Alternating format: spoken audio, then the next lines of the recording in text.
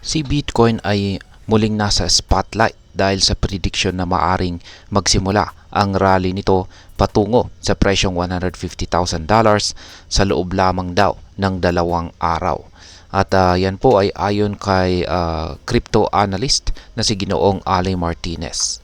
Kasalukuyang nagpapakita po si Bitcoin ng kakaibang pattern kung saan ito ay nag-oscillate o gumagalaw po sa pagitan ng presyong $89,000 hanggang $91,000 nitong mga nakaraang araw.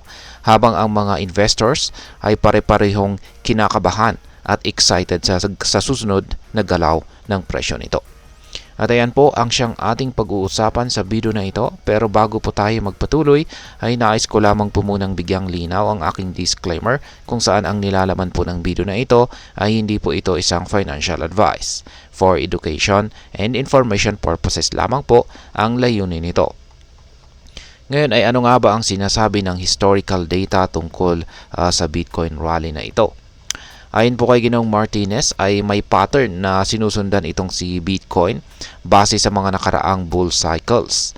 Noong mga taong 2016 at saka 2017 na bull run, ang presyo po ni Bitcoin ay tumaas ng 156% mula po sa dati nitong all-time high bago bumagsak ng 39% dahil po sa correction. Ayan, samantala noong taong 2020 to 2021 naman na bull run, umakyat po ito ng 121% bago bumaba ng 32%. Kung pagbabasihan po natin ang trend na ito, posibleng maabot ni Bitcoin ang presyong $138,000 hanggang $150,000 bago po ito makaranas ng malaking correction na maaring magbaba ng presyo nito sa $105,000 o baka mas mababa pa. Ang ganitong mga galaw ay karaniwan po sa bull market. Kaya't mahalagang pag-aralan ang mga posibilidad na ito para sa tamang diskarte. Ngayon ay ano nga ba ang nagpapalakas sa posibilidad ng breakout na ito?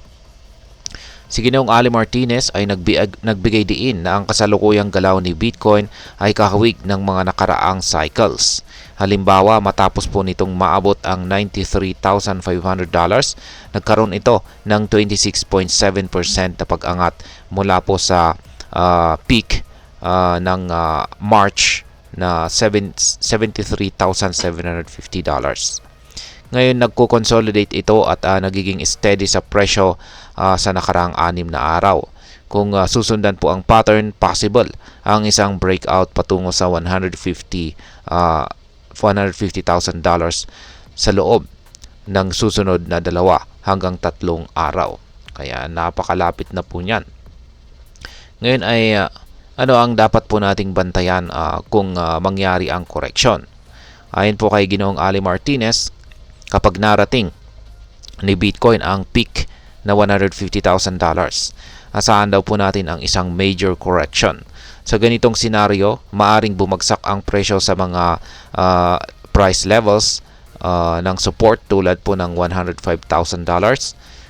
$96,000 o maaring umabot rin sa presyong $83,000 hanggang $85,000 na price range. Ang mga presyo na ito ay mahalagang abangan or bantayan lalo na para sa mga nagbabalak na mag-invest o magbenta sa tamang panahon. Ngayon ay ano naman po ang maaring epekto nito para sa atin bilang mga Pinoy traders at investors ni Bitcoin. Yan, para sa atin, ang predicsyong ito ay nagbibigay po ng malaking oportunidad. Ngunit kasabay po nito ay mataas din na risk o panganib. Kung tama ang prediction ay marating ni Bitcoin ang presyong $150,000, malaking kita ang maaari nating makuha bilang holders ni Bitcoin ngayon. Subalit ang volatility o pabago-bagong presyo ng crypto ay nangangahulugan na hindi ito ang panahon para maging pabaya. Ang tamang diskarte ay ang hodling o long-term holding para sa mga naniniwala sa potential ni Bitcoin at ang paggamit po ng stop-loss orders para sa mga nais mag-trade sa short term. Mahalaga rin ang pag-aaral kung kailan dapat bumili o magbenta upang maiwasan ang malalaking pagkalugi. Ngayon ay ano po ang aking masasabi tungkol dito? Ang prediction po ni Ginoong Ali Martinez ay nagbibigay ng malinaw na pananaw batay sa nakaraan. Ngunit walang garantiya na ang kasalukuyang cycle ay susunod sa eksaktong pattern. Ang crypto market ay laging puno po ng uncertainty, kaya't dapat laging maging maingat ang mga investors. Para sa atin, ang pagtaas ng Bitcoin sa ganitong price level ay nagpapakita po ng patuloy na potensyal ng cryptocurrency bilang isang store of value at investment vehicle. Ngunit mahalagang tandaan na ang tagumpay sa crypto ay hindi po nakabase lamang sa swerte. Kailangan ito ng matinding kaalaman, diskarte at disiplina upang mapakinabangan ang bawat oportunidad at maprotektahan ang ating mga investments. Kaya ayan, bilang panghuling paalala ay laging magsagawa ng masusing pag-aaral at mag-invest lamang ng kaya mong mawala. At ayan, hanggang dito na lamang po tayo sa video na ito mga ka-crypto. Sana po ay inyong nagustuhan ang aking paliwanag sa video na ito. Kung inyo po itong nagustuhan, pakiclick lamang po ang like button nito. Marami pong salamat sa panonood. Ingat po tayo lagi at God bless po sa ating lahat.